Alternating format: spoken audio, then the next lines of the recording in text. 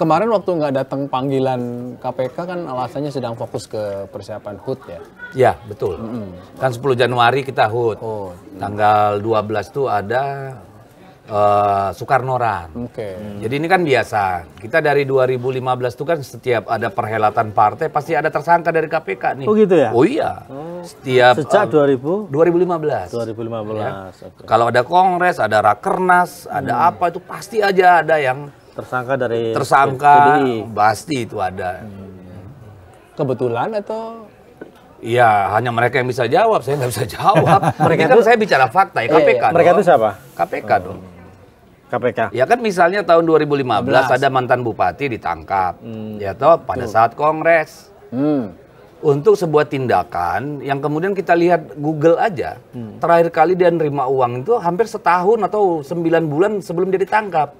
Tetapi kan kemudian orkestrasi ada OTT nih di Kongres PDI Perjuangan lah.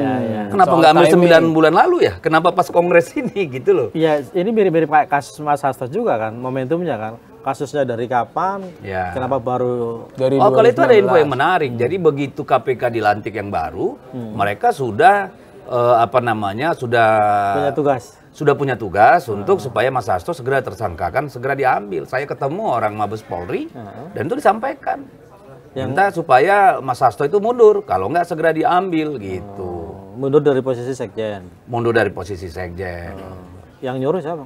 Hah? Yang nyuruh siapa? Ya nantilah kalau di sidang kan pasti terbuka. Itu udah masuk materi hukum. Biarin aja. Bahasanya udah kayak penyidik. Enggak, tapi kan jauh-jauh sebelumnya kan PDI Perjuangan sudah mengatakan akan kooperatif, Oh, iya. ya kan, akan mengikuti proses hukum. Yes. PDI Perjuangan akan memberikan contoh sebagai partai besar yang taat hukum, gitu kan.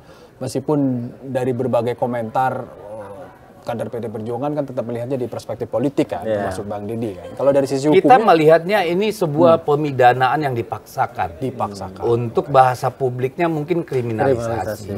Karena apa? Begini loh. Apa sih yang terjadi dengan kasus Harun Masiku? Ini adalah sebuah proses yang kita alami tahun 2014. Ketika almarhum sutradara Ginting meninggal dunia, lalu PDI Perjuangan meminta fatwa Mahkamah Agung dan tentang siapa yang berhak mendapatkan suara partai. Karena kan suara calon itu nggak pernah memenuhi, ya toh. Terbesar itu suara partai. Nah, pada siapa suara partai itu diberikan, maka itulah kewenangan partai. Kita challenge itu sebagai upaya konstitusional. Dan waktu itu Mahkamah Agung menyetujui dan diproses oleh KPU. Nah, terulang lagi waktu 2019 ketika almarhum Nazarudin Kiemas meninggal dunia. Kita ajukan lagi ke Mahkamah Agung, diterima. Diajukan ke KPU, ditolak. Lalu kita minta fatwa lagi ke Mahkamah Agung, ditolak lagi. Kan gitu nih. Nah, kemudian terjadilah proses antara orang yang berkepentingan dengan mereka yang terlibat yang semua sudah menjalani hukuman penjara. Pertanyaannya kemudian adalah kenapa kasus yang jelas-jelas suap, nilainya tidak seberapa, tidak merugikan keuangan negara, harus dipaksakan anggaran KPK untuk mengusut kasus ini sampai 5 tahun. Sementara pengaduan tentang private-nya Bobi Nasution misalnya, yang oleh si Roy Suryo dikatakan tuh yang punya ada hubungannya dengan judi online. Nggak ada tuh tindak lanjutnya gitu ya. Lalu kasusnya Bobi juga nih soal yang dari Faisal Basri yang menurutnya data KPK soal ekspor ilegal penyeludupan nikel. Nggak ada tuh tindak lanjutnya. Blok Medan ini. Blok Medan itu, ya. Itu ada fakta persidangan lagi itu. Ya, dari Abdul Ghani Kasuba. Lalu kita lihat lagi misalnya persoalan Kaisang. Katanya karena dia bukan penyelenggara negara, boleh gitu. Nah, ini kan problem. Berarti sekarang semua pejabat silakan kalau mau gratifikasi kasih anak atau istri. Karena bukan penyelenggara negara, kan bahaya banget tuh cara berpikir kayak begitu. Gitu. Nah, di persoalan Harun Masiku sama lagi. Ketua KPK bilang pada poin nomor 1, kenapa patut dicurigai ini sebuah kejahatan? Karena menempatkan Harun Masiku yang asal Toraja di Dapil Sumatera Selatan. Dia tidak paham konsep NKRI.